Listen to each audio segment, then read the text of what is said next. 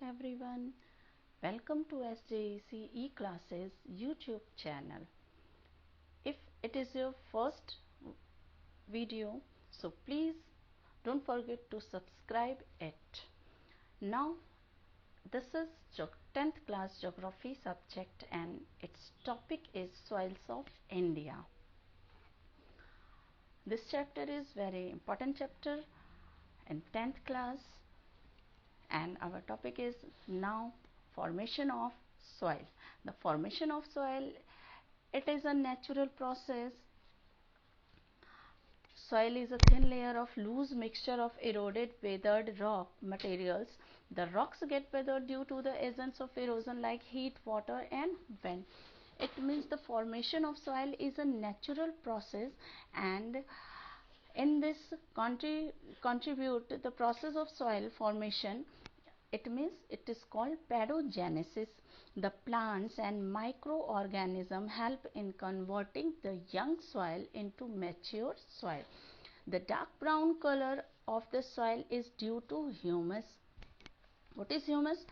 Which is provided by the dead plants on decomposition. The chemical composition of soil depends upon the parent rock materials also. And class, soils has certain characteristics according to their formation of places. First, it is residual soils or in situ soils. Residual soils, the residual soils are formed in their original places. For example, black, red and laterite soil.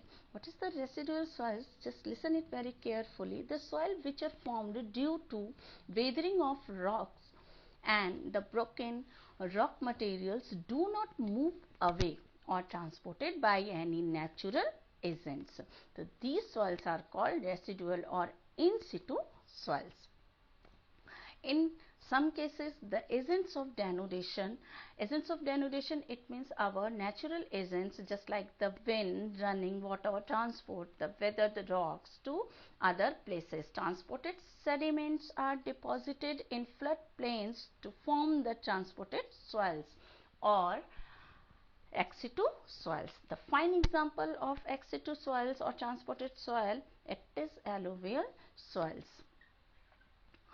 Composition of soil.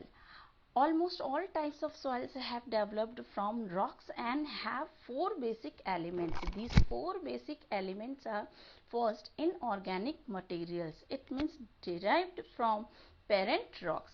Organic materials formed due to the decomposition of plant remains, animal manures and dead animals, water and air. Types of soils. Types of soils. On the basis of the structure, texture of the soils, soils are classified into main alluvial soil, black soil, red soil, laterite soils. According to their color, texture, formation, this is the classification of the soils. Now class, this topic is alluvial soil. Firstly, just listen about the formation of alluvial soil. Alluvial soil, by the deposition of silts and sediments brought down by the rivers, also called riverine soils. Okay, it means the alluvial soil are the most important type of soils in India. The alluvial soils cover about 45% of total land area of the country. The rivers which originate from the Himalaya mountains bring with them a large amount of sediments. These sediments are deposited in the river valley or flood plain, and these sediments are composed of fine particles of sand, silt and clay. These are called alluvium soil or loam soil. Its characteristics, generally it is of two types: Bhangar, old alluvial, and Khadar, new alluvial. Bhangar and Khadar, two types of the alluvial soil. Just listen about the Bhangar and Khadar. Bhangar, this is the older alluvium soil. It is found above the flood levels of rivers and of a terrace-like structure. It is composed of lime modules or concrete and has a clay composition. It is not very fertile soil. And the next Khadar, this is the newer alluvium soil. It lies below the flood levels. It means near the floodplains area. So always found new soils. It is light in color and it is composed of newer deposits. It is fertile and it is fine silt and clay. So this is the characteristics of the Bhangar and Khadar soils, which is the types of the alluvial soils. Now the next characteristics of the alluvial soil, it is porous and is coarse in the upper region and fine in the lower region.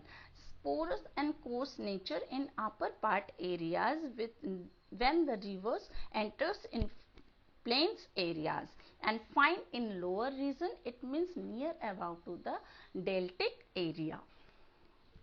Rich in potash and lime but deficient in nitrogen, phosphoric acid and humus.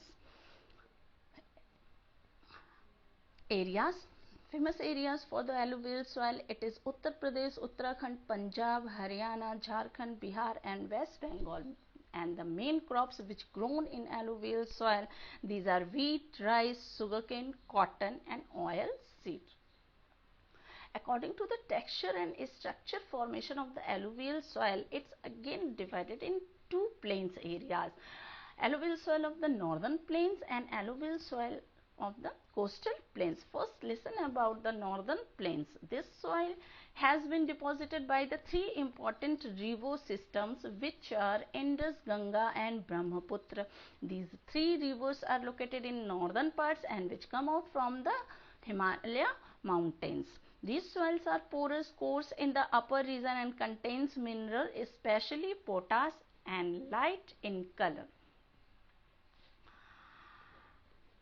Alluvial soil of coastal plains. This soil is formed by the rivers which is located in Deccan Trap in south part of India, Godavari, Krishna, Narmada and Tapi. These soils are non-porous, fine, contains mineral like iron and calcium, and the color is generally in black color. Alluvial is the upper course. Now according to the upper course or lower course, upper region or lower region, the nature of the alluvial soil is coarse in upper part areas, it is dry, it is sandy and porous, and in lower coarse soil is fine, it is moist and rich in humus.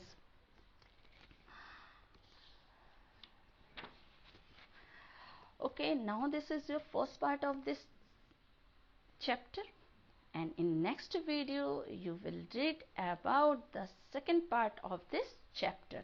Thank you.